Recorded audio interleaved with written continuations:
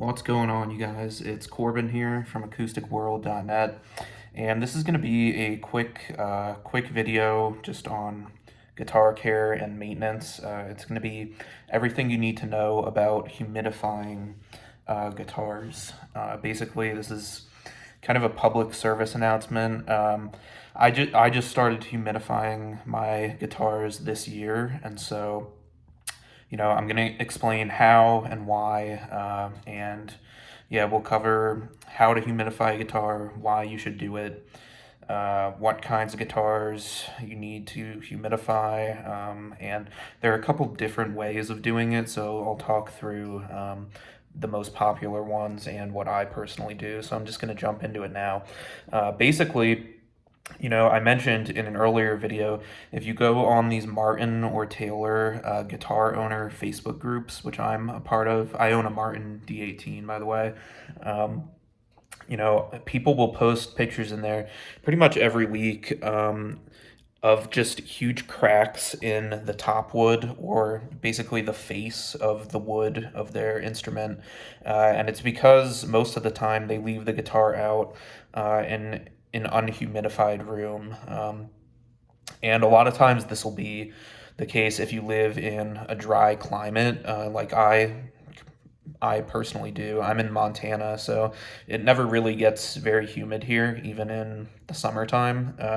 So if that's the case, it's particularly important to humidify your instrument because the woods will expand and contract, and if the humidity goes out of whack, or if there's no humidity at all, the wood can shrink and result in a crack that could either, permanently damage the instrument or permanently change the tone and cost you, thousands of dollars to repair if you bring it to a luthier, depending on how big and deep the crack is. So it's best to just avoid it altogether, and the best way to do that is by humidifying your guitar. So I should mention, by the way, this is for acoustic guitars. For electric guitars, you don't really need to worry about humidifying them so much because most electrics are like a solid body, so meaning they're just one piece of solid wood, and they usually have quite a bit of like paint and gloss covering. So it's like the wood is too thick for there to really be like any cracks that result from a humidity problem. If you have a hollow body electric, it can be a different story, and obviously an acoustic electric. But acoustic guitars, especially expensive ones, are the most important to humidify. So with that out of the way, how should you humidify your guitars? So basically there are two options. The first is getting a room humidifier. So this is a good option if you have a lot of guitars and you like leaving them out, on display outside of the case. So if you own like 5 or 6 acoustic guitars, it might be easier for you to just get a room humidifier and leave them all out and just control the humidity in the whole room. And you can just get really any solid room humidifier on Amazon. There's one I particularly like that I'll link below if you're interested. The key thing to remember is you want to get one that allows you to actually set and dial in the humidity percentage, because the really cheap ones just kind of steam and evaporate water, and they don't let you actually dial in the humidity percentage in the room. So that's another important point. You want, ideally, the guitar should be kept at 45 to 55% humidity. So around 50% is really a really good, healthy benchmark. So that's your first option, is just a room humidifier. Again, I'll link to one I like down below if you're interested, but really any solid one should work. And then your other option is something like this. This is what I do. This is called a damp it. And so this just protects your sound hole. And this actually goes inside of the sound hole of the guitar and slowly releases water and humidifies the instrument that way.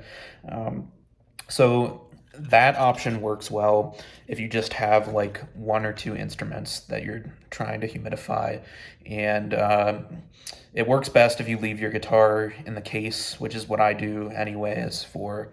I've done videos in the past on like why I don't hang my guitar on the wall, or and why I like to keep it in the case. So you can check those out if you're interested. Sorry, but yeah, this is what I use. It's called a damp it, and again, I'll link to it down below. Um, it's pretty simple. So those are your two main choices: are the room humidifier or the sound hole, or in-case humidifiers. But I particularly like this, especially compared to the other in-case or sound hole methods, because um, you'll notice it's like a little bit pricier than the other option. It's like 30-40 bucks or something on Amazon. Um, but with this, you just buy it once and you're done with it. Whereas a lot of these other in-case humidifiers, they seem cheap at first, but they make you buy these like humidity packs that you have to replace.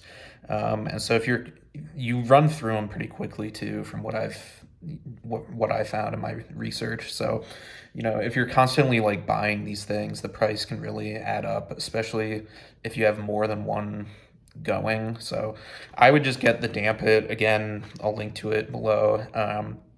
Super easy to use, and you just buy once and you're done with it. So that's really it, guys. Another thing that's handy to have is what's called a hydrometer. I think I'm pronouncing that right. And that allows you to like accurately measure the humidity levels inside the guitar case or in the room. And I can link to those below too. That's just to ensure that you're at that like 50% marker, because sometimes the room humidifiers or the in-case humidifiers aren't 100% accurate, so you need the hydrometer to just double check that everything is going as planned. So that's really everything you need to know about humidifying an acoustic guitar. Again, especially if you have an expensive instrument you're trying to care for a long time, like a Martin or Taylor, are basically like an investment grade instrument. I think of them that way anyways. So it's worthwhile paying 40 bucks for a humidifier just so they don't crack. So I hope that helps, and leave me some questions in the comments if you are wondering. Yeah, have any questions. And again, I'll link to those humidifiers in the description. And of course, you can always learn more on acousticworld.net, and I'll see you in the next video. Thanks, guys.